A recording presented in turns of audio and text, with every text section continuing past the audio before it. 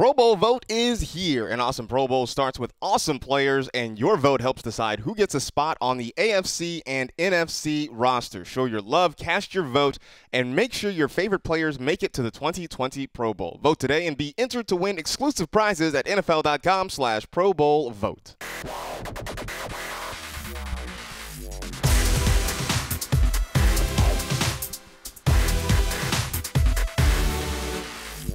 What is up? Welcome to another edition of the NFL Fantasy Football Podcast. It's me, your man, MG Marcas Grant, alongside the Fantasy Hall of Famer Michael Fabiano and the Fantasy Viper Graham Barfield. And because we live in Los Angeles and this doesn't happen very often, I feel the need to point out, it rained. It rained a little bit last night. Thunder and lightning. It rained last this morning. Night also. It did. It rained on me as I was walking home last night. It was like 5:30, 6 o'clock when I got to my building, and I got to like 2 blocks away, and it started dumping. You probably had no idea what to do. It was yeah, I was like, what is this? An umbrella? What's that? What is this weird wet substance falling from the sky? Moisture from the sky. I don't remember what this was. So, yeah, just in time for the end of fire season, we get rain season, which means we'll get mudslides. I know that a lot of you out there probably roll your eyes, but this is our life here in California. Got plenty to talk about today. The trade deadline in most leagues is coming this week. In fact, in standard NFL.com leagues, it comes on Friday. So we'll talk about some maybe guys that you might want to trade for, might want to trade away, and maybe just some strategies. Because we get a lot of texts, tweets, whatever, DMs asking about certain trades. And so just if you are trying to make those last-minute deals, maybe some ideas, some strategies, things you want to try if you're going to figure this out. Also, with the regular season, fantasy regular season coming to a close, if you had to pick a handful of guys that you were going to ride with the rest of the season, maybe not top-level guys, but guys that are sort of mid-level that you think could possibly get you to the playoffs, maybe win you a championship, who would you roll with? So we'll kind of take a pick at some of those guys as well. Plus, with it being Wednesday and waivers having run, if you're looking to make room on your roster, maybe just grab somebody off the waiver wire, who should you move off your roster to try to make some of that room? We'll go through some drop or not guys as well. But before we do all of that, go behind the glass, talk to our faithful producer, Senior Edward L. Murphy, Esquire. Murph, what's up? I want to keep the conversation very LA-based, so it's funny. We talked about the rain. Fabs before was complaining about traffic, and then the Lakers game last night, Rob Gronkowski at halftime. Yes. If I had to pick a player that was on the team I hate the most but love the player, he is my pick for the NFL, Rob Gronkowski. It's hard to not like Gronk, He's man. the most likable guy. He's hilarious. I did think it was funny, last week or earlier this week when he said he was going to make a big announcement on Tuesday. Yeah. And I think fantasy Twitter sort of got antsy. I know that people were had their itchy waiver wire trigger finger over his name. He was one of the most added tight ends. Right. And I'm like, there's no way. I was going to say, we moved upstairs in the building here, and we sit next close to the product guys, and they were all saying, oh, my God, Rob Gronkowski's gone from 0.1 ownership to 2%. People were anticipating he's coming back. There's no way he's announcing that he's coming back to play. Yeah. That's not happening. And so I know a lot of people were, trying to be quick on the trigger, and that didn't quite work out. But him dancing with the Lakers. Gronk's lost 30 pounds. Yeah. That kind of move is like a haha, look how smart I am move. And there was a very low percentage of a chance that you were going to look smart. Right. Because he was not coming back. He was not coming back. No. But I did think it was funny, all the people who made a move for him. But him dancing with the Laker girls last night, if you haven't seen that, I'm sure it's all over Twitter. Yeah, go find it. It was very, very funny. Speaking of the Lakers, did you see, I think it was last week, our very own Akbar Bajabiamila was courtside tallying it up with LeBron. Game, and LeBron came off the floor, going back to the locker room, high five to Akbar. I mean, he is a superstar. I mean, yeah. Akbar is just all over the place. I couldn't be more proud of him, but it's like he was trying to be cool about it. Oh, yeah, me and LeBron. Yeah, well, that's Akbar. Let me tell you, Akbar. Love it. All right, with all that out of the way, let's do some news.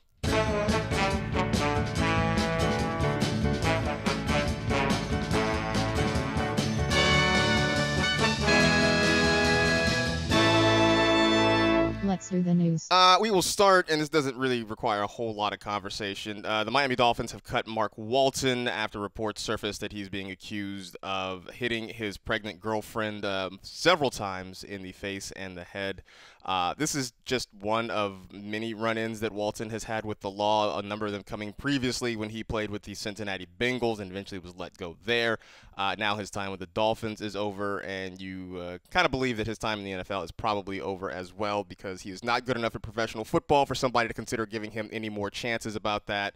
Even if he was, he's a scumbag. Yeah, but that doesn't necessarily preclude guys from being on NFL rosters. Yeah, Mark Walton's just not good enough at football to get I know. I just that kind of stuff drives me crazy. So he's not with the Dolphins. He doesn't need to be on your fantasy team. I feel like that's all that we need to talk about with Mark Walton. Other news, and this just hit Twitter just as we were getting ready to start. Evan Ingram, Rhett Ellison not participating at Giants practice. Both of them are with the training staff. Evans missed a couple of games as he's been dealing with some injuries there. Rhett Ellison is sort of a new thing popping up here. Scott Simonson and Caden Smith are the healthy tight ends right now. I mean, Fabs, we were kind of waiting for Evan Ingram. We were hoping that this was the week he was back, and now, I don't know, we're sort of left in the lurch for tight ends again. So the last time I talked to my contact who's got some inside info on Evan, I was told he's playing this week. I will reach out to that contact again and find out whether or not that is still the case. But the last I heard, Evan's going to be back. So we'll see. And I could go and look at his fantasy league right now in my celebrity league, and I'm not sure whether or not he has changed his lineup around. So that could be a reason why or why not that he is not in the lineup or in the lineup. But right now he is not in the lineup. If he misses, like, he's got Sterling Shepard's still in concussion protocol. Well, he might get back, but Golden Tate's going to see all the targets once again. Pretty much. Yep. see here. And look, if he's not there, actually, is Darius Slay in the thing again? Yeah. My mistake. Evan he has put himself back in his lineup. Okay. So, and he had Gerald Everett active last week. So Evan has put himself back in his lineup. I'm assuming that's probably a good sign. All right. This was, I mean, it just kind of caught me off guard. Like, we were literally sitting here about ready to record, and I saw this come across from Art Stapleton, who covers the Giants. Yeah. Something to certainly keep tabs on. But right now, he is active on his own fantasy. It is only Wednesday too, so there's still a chance that he can get back on the field. So keep tabs on that one. Other things to keep tabs on: James Conner. Still dealing with a shoulder injury. He came back last week in the game against the Browns. Didn't last all that long before having to leave as he re-aggravated that shoulder injury. Now Mike Tomlin is saying Conner's availability is unclear for this week. So obviously that means Jalen Samuels back up again. Benny Snell is also starting to work out. I mean, this feels like sort of a worst-case scenario, though, Graham. If Benny Snell gets back in here, this thing becomes a mess again. Sure. I mean, Jalen Samuels was already losing snaps when James Conner missed the last game. He's already losing snaps to Terrell Edmonds, and they were kind of, I don't know. They'll probably run some sort of committee with Samuels, probably being some sort of the lead. I don't know, man. The good thing about Jalen is that he is such a great pass catcher, and they have nothing this week. JuJu's hurt. Man. Deontay's hurt. They got James Washington and Vance McDonald, and Jalen's going to get a lot of targets this week, and it's the Bengals. That's the saving grace this week is even if Samuels gets like 8 to 10 carries, we should still expect like maybe 8 to 10 targets. And that's enough. That's probably what he'll get is maybe 8 to 10 carries. Yeah, but the targets will exceed that. That's probably enough to get some juice in some PPR leagues, but I don't know, man. The Steelers stink. I mean, it's all falling apart, man. I know it's a good matchup, but this offense is just it's not one where much. I just like Jalen just because of you're looking at a guy who can catch 6 to 8 passes. I mean, right there. It's the target volume there. Yep. And as you mentioned, JuJu Smith-Schuster now in concussion protocol. Also dealing with a knee injury. Dealing with a knee injury as well, which you hate to see guys injured. You definitely do. I think for a lot of people, though, myself included, when you've kind of had that wrestling match every week of do I put JuJu in, do I start him over, like knowing that he may sit down and get some rest, I think at least kind of takes that worry off your plate for the week potentially. But as you mentioned, Fabs, JuJu's is hurt. Deontay Johnson is hurt. James Washington is there. There's just nobody. Yeah, they're gonna be rolling out James Washington and Johnny Holton as their top 2 receivers this weekend if JuJu and Deontay Johnson can't get healthy for the game. Yeah, and they're playing the the Bengals this week, man. Like the matchup is so good on paper, and there's just they just put Kirkpatrick on IR. I mean, their defense is If JuJu were healthy, like, would you play him? I mean, yeah, I mean, I would. I would, but it's probably going to save ourselves from the inevitable like 3 catch for 28-yard games. That's kind of what I'm looking at. I'm like, look, I say I love JuJu. I love him as a player. I love him as a person. Seems like a really fun guy. We just need Big Ben back. Yeah, that's it. And it's just 2020 every week that headache of do I start him? Do I flex him? What do I do? Like, let me ask you guys a question. Let me ask you guys a question, okay? Because a lot of people out there are probably looking to do this now. James Conner was and is probably a lot of people's RB1, RB2, right? And say you weren't sort of quick enough at the trigger to get Jalen Samuels off the wire. Another team has him. What would you be willing to trade to get Jalen on your roster if you have James Conner? I'll throw a few names out there because this is what a lot of people have to deal with right now. Yeah. Right. Like, would you trade Emmanuel Sanders for him? I would trade somebody like Marvin Jones. So Emmanuel Sanders probably fits. Yeah, he falls in that. Okay. Yeah. Okay, rest of the season. If you picked up Darius Geis, say, and you have Conner and Geis is going to be your replacement, would you play Geis or still try to trade for Jalen Sanders? I'd just play Geis. I'd rather play Geis at this point. I mean, if you're trying to give up something significant, which, I mean, let's stick with Manny Sanders. That's pretty significant. Samuels. Yep. Especially if Terrell Edmonds and all these other guys are going to mix in. Yeah. I mean, like I say, if you've got Geis on the roster, I don't know that I would give up something to try and get another guy. Yeah. So. I'll tell you this. I was texting with Darius yesterday. You guys can name drop, make fun of me, whatever. But, like, I have him in my stardoms this week. On NFL Fantasy Live TV today, I'm going to be talking about how much I like him this week. So he is well aware that fantasy owners will be counting on him. Oh, I'm sure he is. He was watching the show yesterday when Akbar and I were talking about the backfield report and the Redskins situation. So Darius is well. A lot of players it may not be, but Darius is well aware that fantasy owners are really leaning on him this week. Do you think he's stashed himself in his own fantasy league? He's just like, I'm waiting for myself to come back. Here we go. He doesn't play fantasy football. Wouldn't it be great, though, if like a large percentage of players played fantasy football and we had access to the rosters like Evan Ingram? Like, I can go in and be like, yeah, Evan's playing himself, so I'm sure he's going to start. Yeah, wouldn't that make our lives easier? How about if like David Johnson was benching himself the last couple of weeks? I feel wait a minute, what's that? These dudes owe us nothing. They owe us nothing. But I also feel like if that were the case, then they would treat it the same way the coaches treat injury reports, right? Where like a guy would have himself in his lineup right up until about an hour before kickoff, and you would never know the difference. I'm just having fun with it. I mean, imagine that though. That would be a fantasy world. Yeah, so that'd be great. Down in Dallas, Jerry Jones expects Amari Cooper to play in Week 12. He did play last week against the Lions, but reports are he wasn't completely healthy. He was dealing with a little bit of a knee injury there. I mean, it's one of those things, Fabs, where if he's on the field, you are going to start him. I know the matchup isn't great on paper against the Patriots, but now if he's also less than 100%, that's reason to be worried right now. Yeah, it is. And I don't know that I could personally do this because I'm a Cowboys fan and he's been so good. But if you have depth at wide receiver, say Calvin Ridley's on your roster, and you can pick between Ridley and Cooper, you guys would go Ridley, right? This week? No?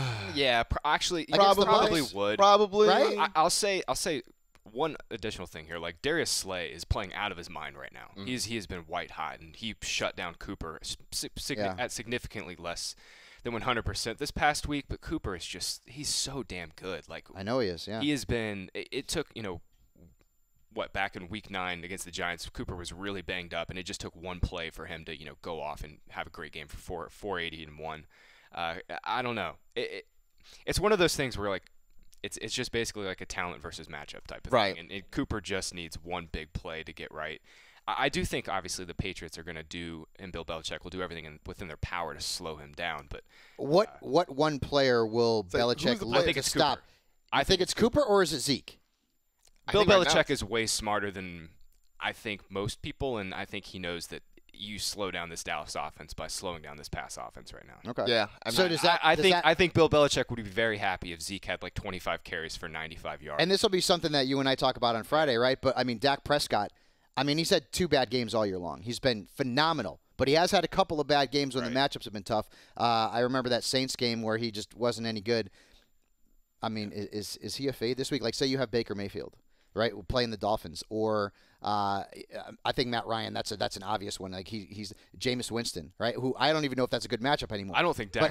But I mean, like, is Dak still a must start this week, Dak's or never do you fade him? Dak's never a fade, but I mean, if you feel really good about Baker or Matt Ryan or something like that, then sure, roll start him, right? Yeah. But Dak he's the guy that's making this engine go here in Dallas. I mean, I just feel like so his ceiling right now is higher than a lot of those other guys, and I think that is the argument. Yeah, because Dak can have a bad day passing and still scramble in the red zone and have a rushing score. That's like right. I mean, that could be a saving grace. That's sort of what I'm telling people about Josh Allen. His schedule the rest of the year is brutally bad. Is rough. Brutally bad. But because he can run with the football, he's had 12 rushing touchdowns since week 12 of last season, which leads all quarterbacks. I mean, that's pretty good. Looking back at our data here, this is where quarterbacks have finished against the Patriots this year. Okay, 27th, 34th, 33rd, 23rd, 28th, 24th, 34th, 23rd, 3rd, Lamar Jackson. Lamar Jackson. I was waiting for the Lamar Jackson game. And 20th, which was Carson Wentz last week. So they have allowed one quarterback to finish better than 20th. Dak is one step below Lamar, but they basically, the rest of those quarterbacks, especially the first 6 ones, right. I mean, like, there's Sam Darnold twice probably as backup guys. Attach some names to those quarterbacks too.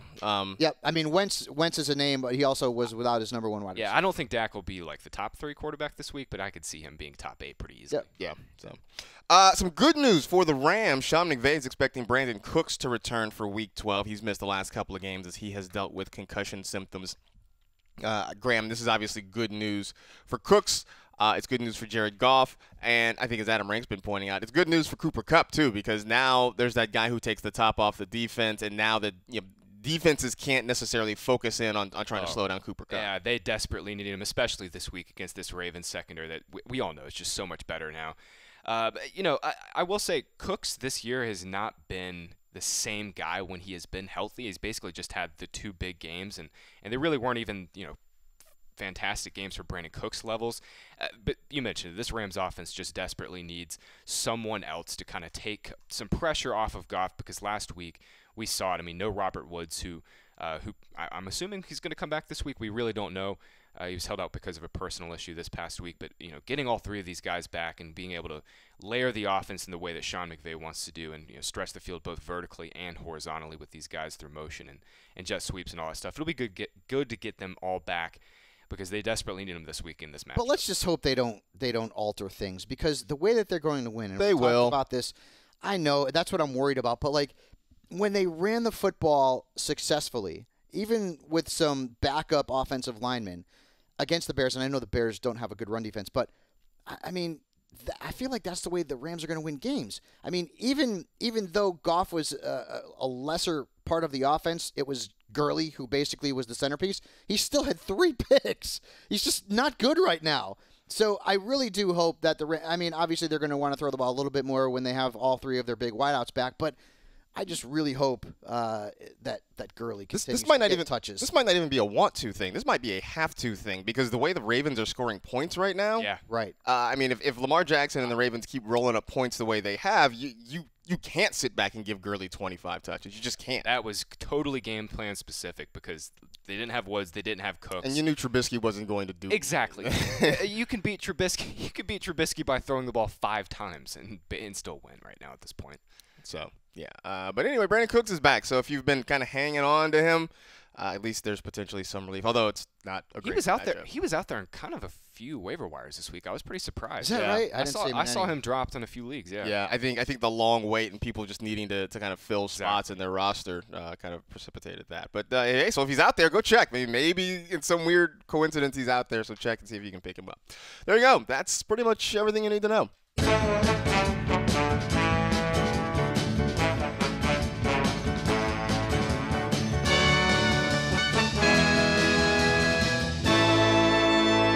That was the news. All right, as I mentioned at the start of the show, the trade deadline in most leagues is coming up this week. So if you are looking to make some deals, this is your last chance to do it. Get those offers in. And so I went and I picked some running backs and wide receivers with good schedules, bad schedules the rest of the way. And we can decide whether or not you want to trade for these guys, whether you want to trade away some of these guys, or hey, maybe if you want to just hang on to them too. So starting at running back, right? David Montgomery, who has a a really favorable schedule. We talked about his quarterback. Everybody knows the situation there. The problem is the usage is sort of inconsistent. But just based on opportunity potential alone, either of you guys interested in maybe trading for David Montgomery right now? Next 3 matchups are good, like you mentioned. I mean, Giants, Lions, Well, and Cowboys. But the Giants actually aren't. I mean, they held Zeke to I think he was the RB23. Like lately, and that's something that we could talk about too. Lately, the Giants' defense has not been that bad against running backs, and just like Atlanta's defense, right? So, like, everyone out there has Jameis Winston in their top 10. Is he? Is it a good matchup? I'm not sure. When do we start looking at what teams are doing now as opposed to what they've done? And so, look at numbers, because I have David Montgomery as my sit of the week against the Giants. I mean, number one, I'm not sure that he's 100%. Remember, he gave away some touches last week. Tariq Cohen was the better of the two from a fantasy perspective. And looking at this Giants defense, and as a Cowboys fan, I just remember that Zeke was not good in that game. They've given up the 5th fewest fantasy points to running back since week 8. So it hasn't been like they've been awful. They've been getting gashed through the air. But I mean, your defense can't be that bad when Ezekiel Elliott can't finish in the top 20 against you. I'm just laughing because the Giants obviously are very beatable through the air, but there's no way Mitchell Trubisky and Chase Daniel are going to rip these guys. No, if Chase Daniel starts, I get it. I'm thinking this is going to be a very low-scoring game, kind of similar to what the Rams game was. It's going to be a 17-14, 14-10 kind of game, and I think Montgomery needs to get into the end zone in order to actually put up a good stat line this week. Yeah, Leonard Williams has been big for them the last couple of weeks. He was a good run stuffer. Right. Obviously has not been very good in pass rush in his career so far, but he's always been pretty good in the run game. I think that's been a big help for them. Yeah. Next up, Philip Lindsay, who's a guy I've been advocating that you trade for. I love this. Love it. The Broncos' schedule is very favorable down the stretch. Brandon Allen is middling at best. They have kind of been leaning on Philip Lindsay. And I would even throw Royce Freeman in there in a lesser extent because he's still getting a decent number of touches. But I feel like Philip Lindsay is a solid trade for Canada. So love him. Tom Pelissero, before the last game in Minnesota, he came out and said that the Broncos were kind of having this changing of the guard, right? They're going to kind of use Philip Lindsay in more of a number one type role, and they did this past week. They used him on 64% of their snaps. That was a season high for Lindsay, and I kind of think that's the smart move down the stretch. I mean, Lindsay just offers so much more explosiveness, both as a rusher and receiver in this offense, and the schedule is just so nice. The Bills' run defense, I know you're on this week, the Bills' run defense is really, really bad. They have given up at least a top 21 running back in every single game. At least a top 21. So if you're in a 10-team league, they have given up a high flex every single week. And Marcus is right. Lindsay's a great play this week. He is a great guy to go out there and grab now. He hasn't had like a huge workload because they've been using Royce Freeman. Freeman was until recently out-snapping him for the season. And now I think he's ready to roll. This is a sort of a big ticket item here, but Dalvin Cook. Obviously, to get a Dalvin Cook, you're going to have to give up something significant. What firstborn child? I mean, my thought is if there's somebody in your league who has Dalvin Cook and really nothing else and is just not really relevant, maybe they're willing to make a deal for something. I don't know, but yeah, it would take a lot. I mean, you're giving up probably a wide receiver one. In some leagues, you could probably give up a quarterback. Yeah, honestly, it'd probably have to be somebody like a wide receiver one plus Phil Lindsay. Right. That'd be but I mean, honestly, like, would you give up Dalvin Cook to get Lamar Jackson? No, nobody's going to do it. It's got to be a 2-for-1. See, that's the thing. But I mean, nobody in leagues that we play in will, right? But there's a lot of leagues out there where they will make that move. Yeah. Somebody will make that move. Okay. But I think, like, is that the only guy? Like, if you're looking at a quarterback for running back, is that even Mahomes? Yeah, it'd be hard for Mahomes. I mean, you'd have to sell them on the name brand a little bit. Yeah. Because and look, I don't want to suggest that Patrick Mahomes has been bad, but he's not putting up the video game numbers he did last year, which we all expected. We all kind of knew that. Yeah. So you sort of have to sell somebody on the name value of Patrick Mahomes there. Like I said, Dalvin Cook I know it's a tough ask, but the schedule's great. Not that it's mattered for Dalvin this year, but the schedule's really great for him the rest of the way. Yeah. One name we've mentioned a couple times. We mentioned it a little bit this morning, Darius Geis, who again, nice schedule. My only concern is, will he start to get more touches, or will they leave this at more of a 50-50 split between he and Adrian Peterson? Because the opportunity is there. And I think you mentioned this on Monday, Fabs, that with that team really going nowhere, you wonder whether or not they're going to turn to the young guys. They've already handed the ball over to Dwayne Haskins to let him be the quarterback. Now you got to wonder essentially Darius is a rookie, right? Because he missed all of last season. He played 2 games now this year. He's essentially a rookie. You want to see what he has if you're going to build this team for the future. Yeah. So I would think that that means opportunity is there. He seems like a really solid trade for candidate, and again, not like Cook or Lindsay or even David Montgomery. Right. The asking price is a lot lower for Darius guys. Yep, no doubt about it. And again, like this guy has got something to prove. When he's played, he's looked good, right? I mean, he's looked very good. It's just been unfortunate with the injuries. But why, if you're the Redskins and you're going nowhere, would you play Adrian Peterson in a featured role when you have a young, up-and-coming running back in Darius Geis that you need to see what you have in him, right? I mean, do the Redskins go out and give him 25 touches a game? No. But, I mean, if he can get you 15, 18 touches a game for the rest of the season based on the matchup, I would think the Redskins would also want to do that because they want to see what they have because they have to build, right, for the future. So if they use Darius and spell him with Adrian Peterson a little bit, see what they got. If he plays well, they know they don't really have to look at the running back position outside of maybe a backup for 2020 in the future. So, all right, so let's move on to the wide receivers then, and let's just stay in Washington here because Terry McLaurin is on the list. Again, the schedule is really great. The opportunity we know is going to be there. But, Graham, how much do we trust Dwayne Haskins if we want to make a trade for him? Not at all. Not at all. Look, I don't want to be out on Dwayne Haskins because he's obviously a young player in a very, very poor situation. They really don't have a good offensive mind there at this point. And we all know the offensive line problems. So I don't want to just poop all over Dwayne Haskins and say he's not going to be a good NFL quarterback at some point because that can happen. But based on what we've seen this year, It has been brutal to watch. Yeah. I watched a good bit of that Jets game. I thought that was actually Haskins' best game I've seen from him. The matchup was obviously pretty easy, but he still took a bunch of sacks and is holding onto the ball just way too long. Doesn't seem to fully trust it yet. McLaurin and Haskins had obviously a long play called back that was gorgeous, where Haskins extended the play. Maybe that shows a little bit of signs of life, but this year, I mean, McLaurin has been a wide receiver 1 with Case Keenum, and he's been completely unusable when Case Keenum's not back. The points difference is ridiculous. 8.6 points per game when Haskins is the quarterback, nearly 16 when Keenum is the quarterback, and he's facing a guy in Darius Slay who just shut down Amari Cooper. So unfortunately, Terry McLaurin is not someone you want to play. I have more faith in the Lions' defense this week against Dwayne Haskins than I do in McLaurin against Darius Slay and that Lions defense. So. Yeah. T.Y. Hilton is kind of an interesting. I actually made a trade for T.Y. Hilton a few weeks ago, and then he immediately got hurt, and so I actually haven't had a chance to put him in my lineup since I made that deal. That was Fantasy League 1, right? It was Fantasy League 1, and I traded away Marlon Mack, so it ends a wash. It kind of ends up being a wash there.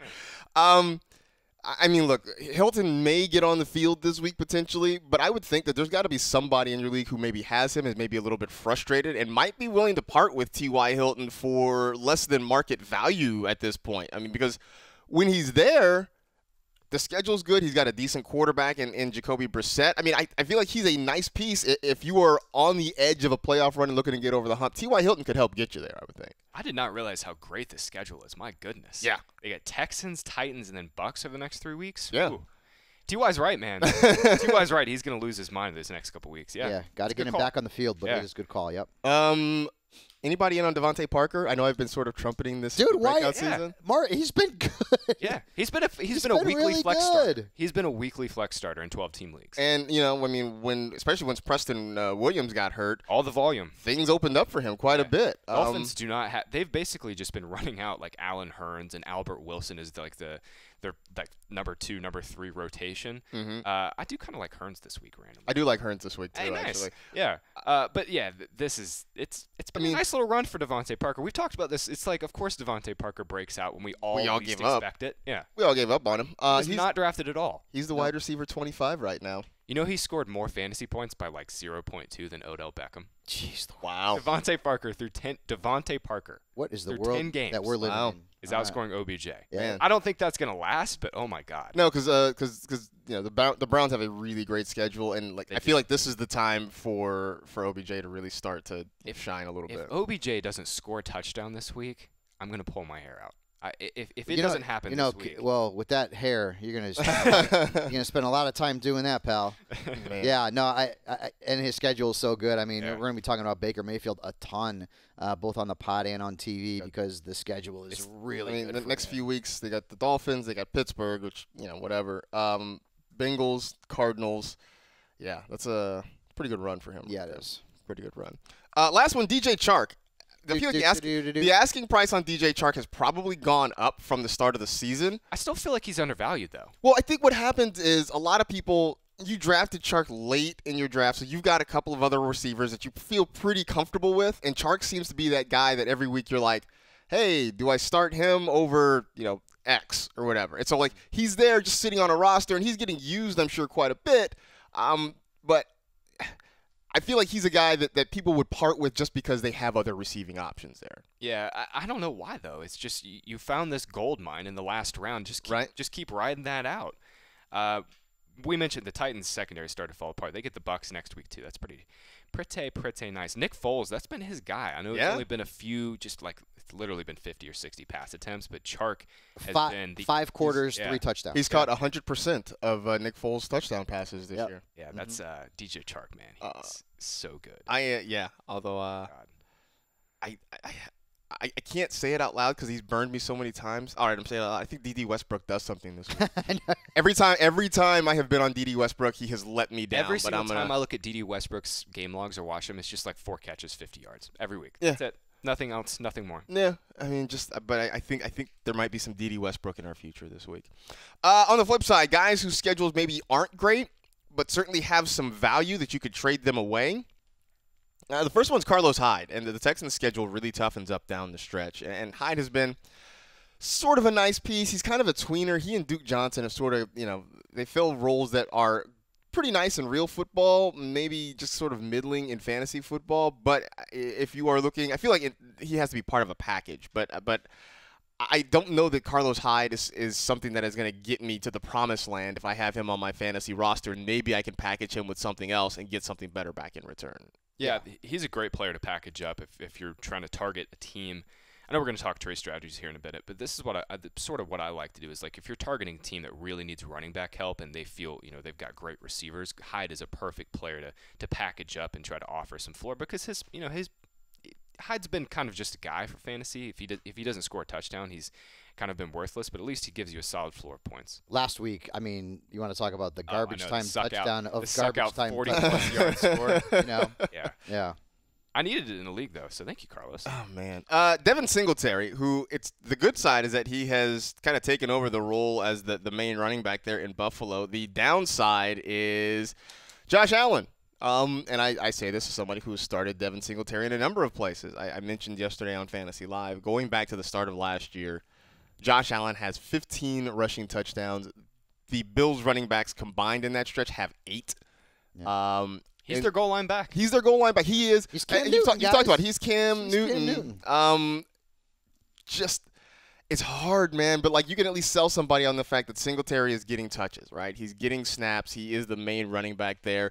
Maybe leave out the part about him not scoring touchdowns when you're trying to make a trade. Yeah, the key is he's been on the field for over 2/3 of the snaps. He is completely usurped Frank Gore, which I don't know. Pour one out for Frank Gore. Man. It's been a good run. Been a good run. But Devin Singletary has been the guy there for them at this point. But yeah, Josh Allen, he's their goal line guy, man. I just don't know how many touchdowns. I think we're gonna keep getting sucked into this Bills backfield every single year because they are so run heavy, and Josh Allen is such a limited quarterback. But I think the ceiling is just not going to be there because you mentioned it. Josh Allen's their guy. I mean, inside the 10, from the 10 and in, the past couple years, Josh Allen has 21 rush attempts. The next closest is Frank Gore with 13. Devin Singletary has 3. Wow. 3 carries inside the 10-yard line. There you go. Not great. Devonta Freeman, I know he's hurt right now, working his way back. But he's a guy who catches the ball a lot in an offense that, I mean, they score because generally they've been behind and they've had to score points. I mean, there is some value there for him. The schedule is not great, but I would think that, a Devonta Freeman can bring you back something decent in return. I don't know. Maybe you can swing a Devonta Freeman and for a Philip Lindsay type if somebody's willing to kind of make that deal. I don't know who would be, but maybe. We'll see if Freeman gets back this week. He was supposed to miss a couple weeks, and I think it sounds like he's trending in the right way to get back on the field this week. We'll see what his practice status is. Falcons get 3 straight games at home here, and it seems like they've kind of turned at least a little bit of a corner, I guess, as a whole team. Mm-hmm. The only issue is that Atlanta's not been able to run the ball all year, and I don't know how much of it's Freeman's fault, but he's been below like 4 yards per carry in basically every single game but 2 this year. Yeah.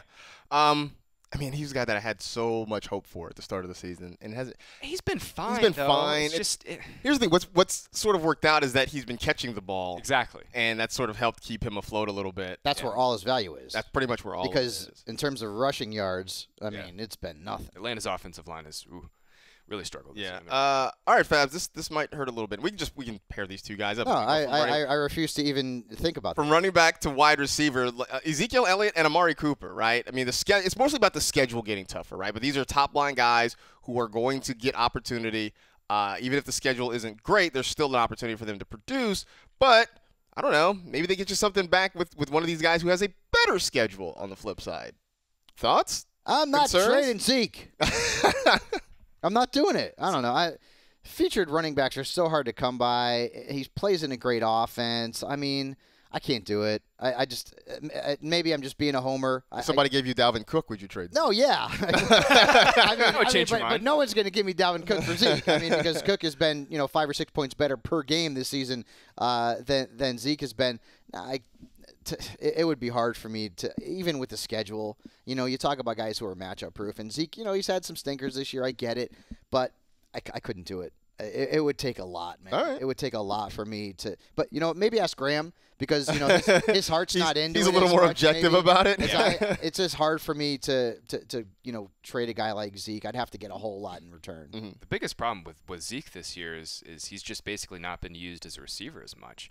Last year he was catching like 5 balls per game. Right. Now he's, I think, right below 3 catches per game so far. Tony Pollard is sneakily sliding into that role. He is. And Pollard's really, really explosive. I don't know why Dallas doesn't get him a little bit more involved and kind of spell Zeke with him because he is a good player. But yeah, it's just not been the same kind of receiving total as Dak is kind of he's leaned more on Gallup and Cobb here this season. Yeah. Tyree Kill.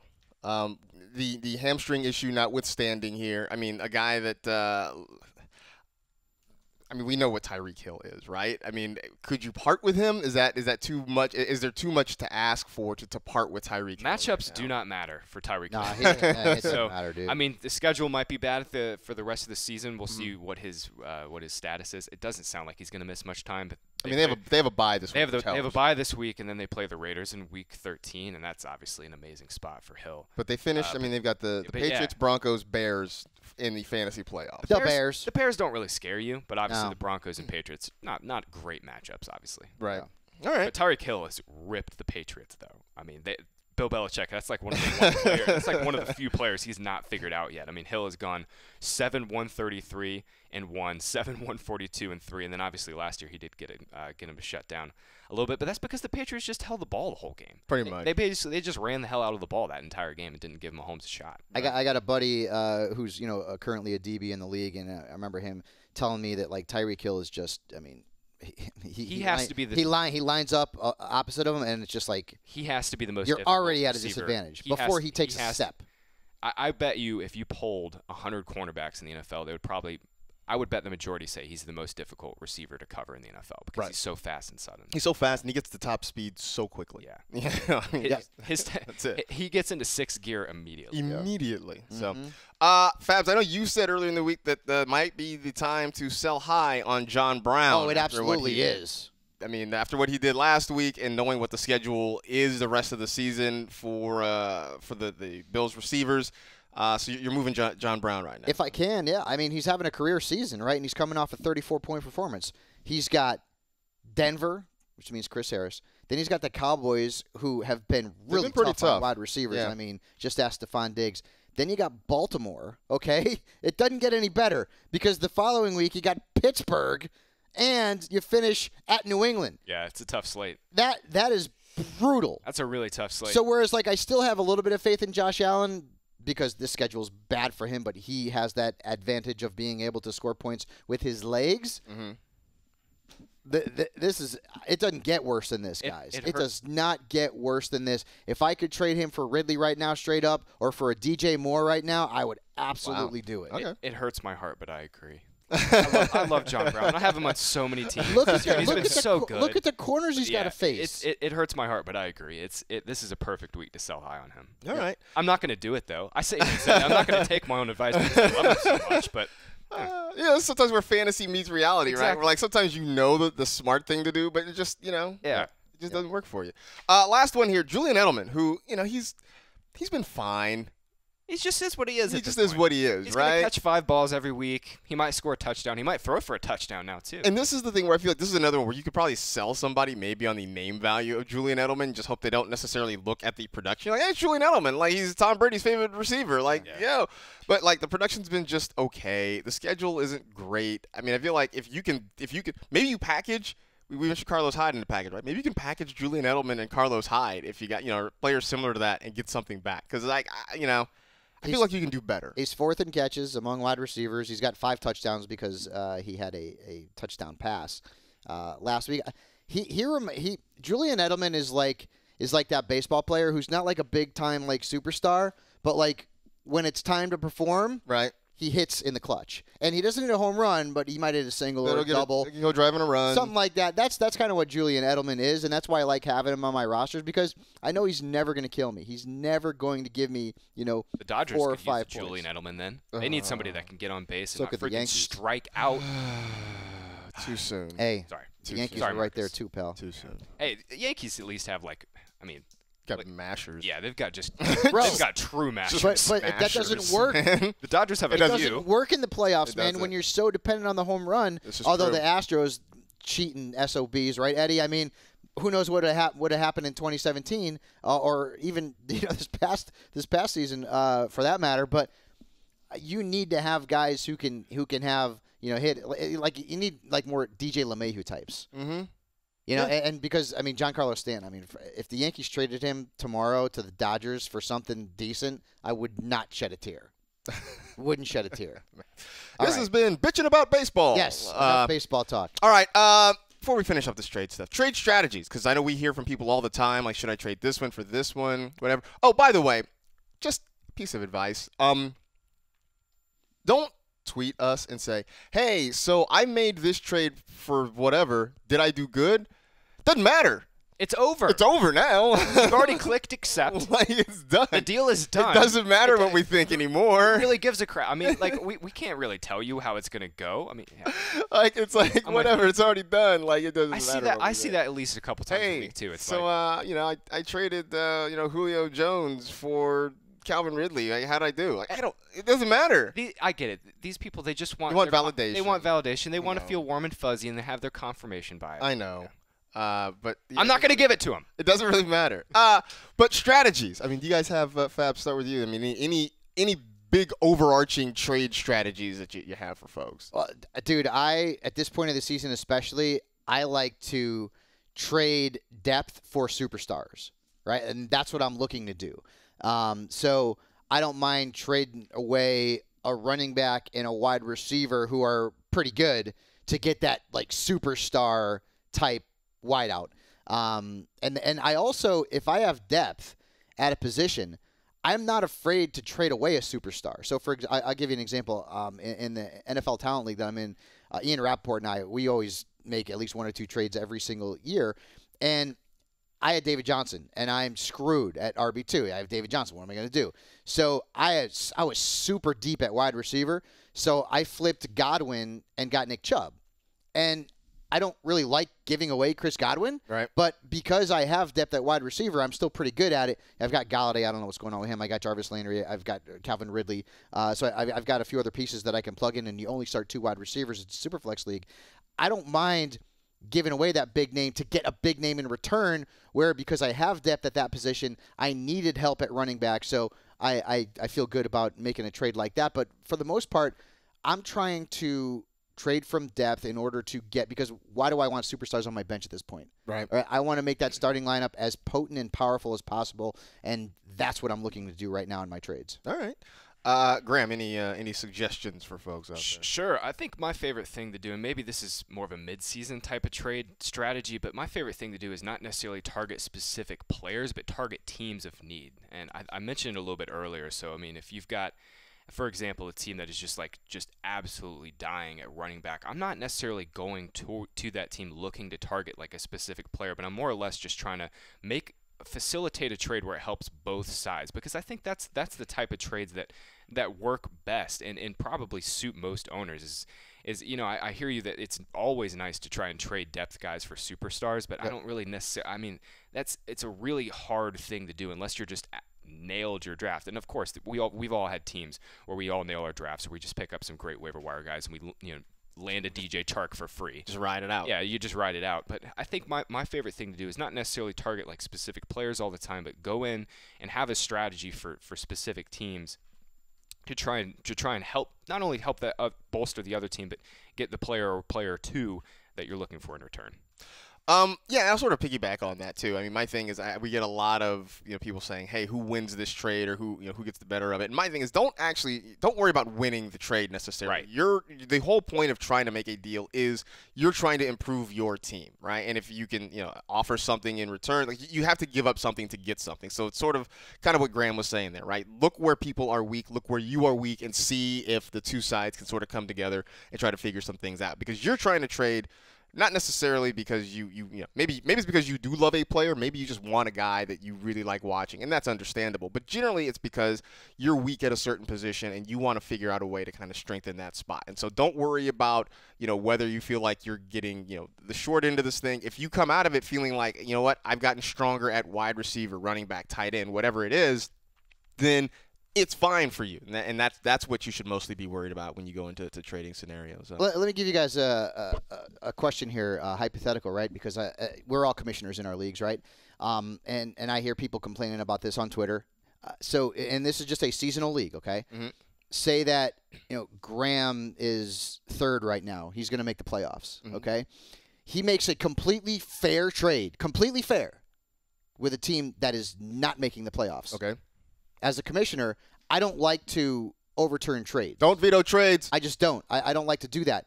But do you put any sort of regulations or rules in your leagues where teams that are in the playoffs can't trade with teams that are not in the playoffs, or it's all a free-for-all? It's all fair.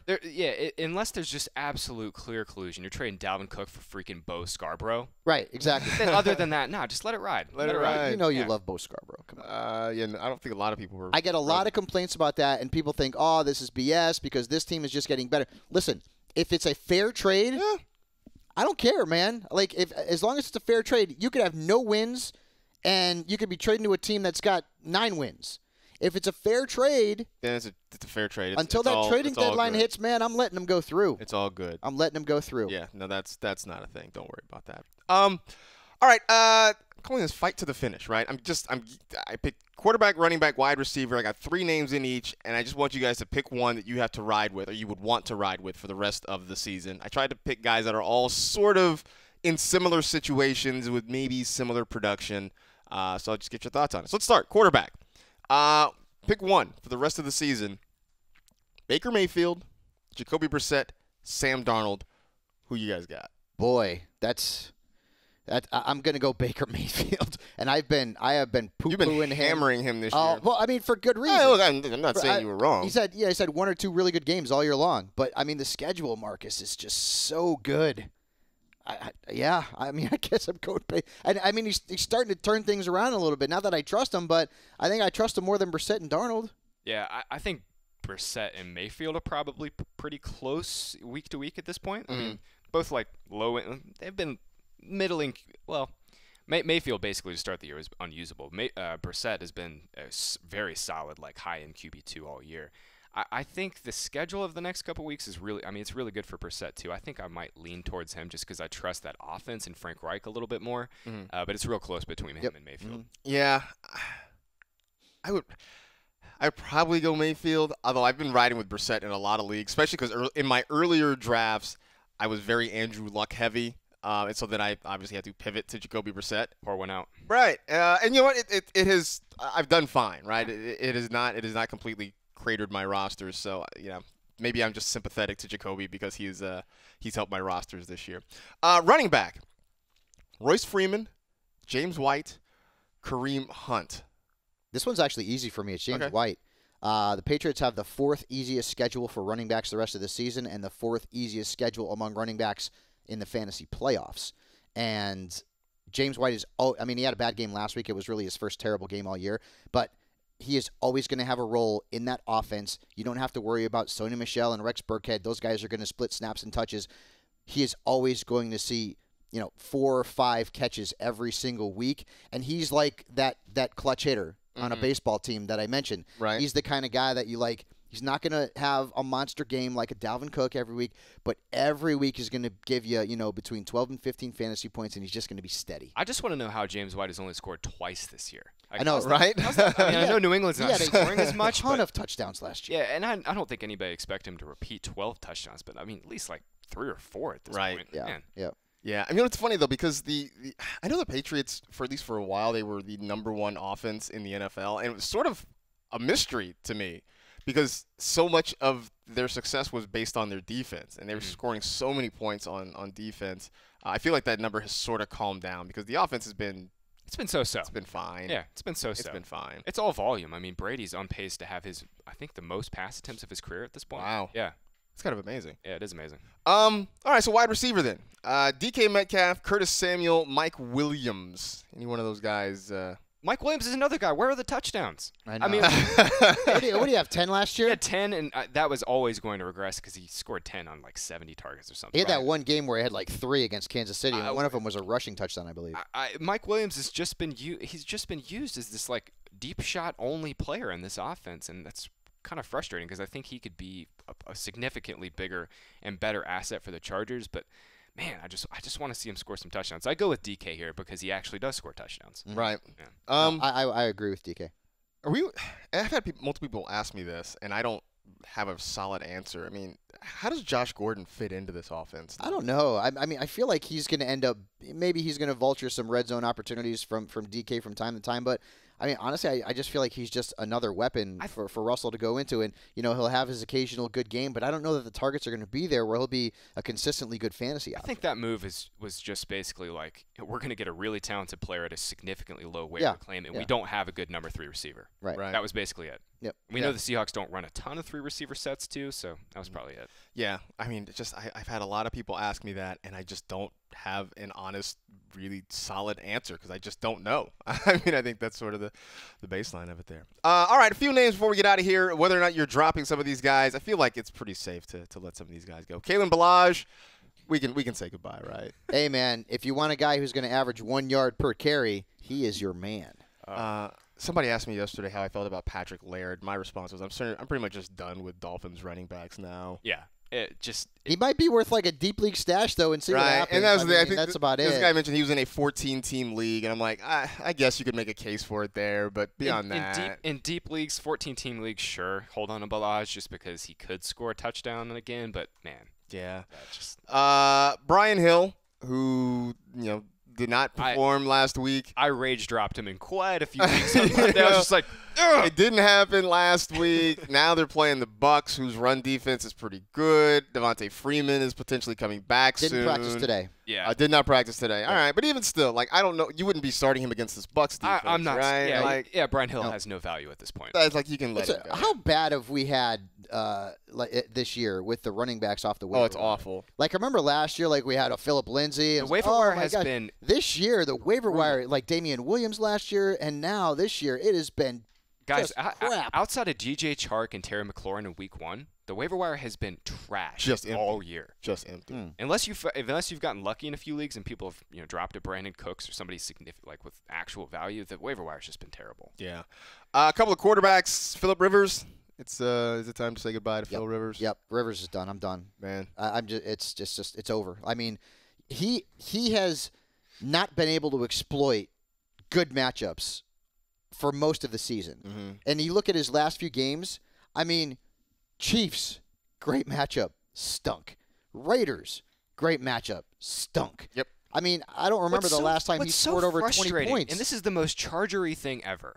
What's so frustrating is they move the ball very well in both of those games. They move the ball up and down the field on the Raiders. I don't know why they didn't run the ball more against the Chiefs. Right, and they got inside of the 20, or I think on maybe 4 straight drives against the Chiefs last week, and it's like they underwhelm every single week. They have so many good players, and they just cannot figure it out. Rivers, fewer than 15 points in 5 of his last 6. He's got 7 picks in his last 2 games. He's got Denver, Jacksonville, Minnesota in Week 15, and then in Week 16, he's playing against the Raiders again, who he sucked against a couple of weeks. I'm done. I'm done. Pick up Baker, pick up Darnold, pick up Brissett if he's out there. I'm done with it. And the last one, I think we mentioned him last week, but he's still on a lot of rosters. Jared Goff. I cut him 3 weeks ago, buddy. We can do that too. He's right? not good. Yeah. Not good. Like I said, I know we mentioned him last week, but I looked, and he's still rostered in a lot of leagues. Yeah, you don't want him. You don't have to do that anymore, folks. Don't do that to Don't yourself. do that. Don't do that. It's not cool. All right. There you go. That is it. We are done. We appreciate you listening and downloading as always. You know the drill. Tell 2 friends to tell 2 friends. Rate, review, and remember, don't follow your dreams. Ask them where they're going and hook up with them later. See you on Friday.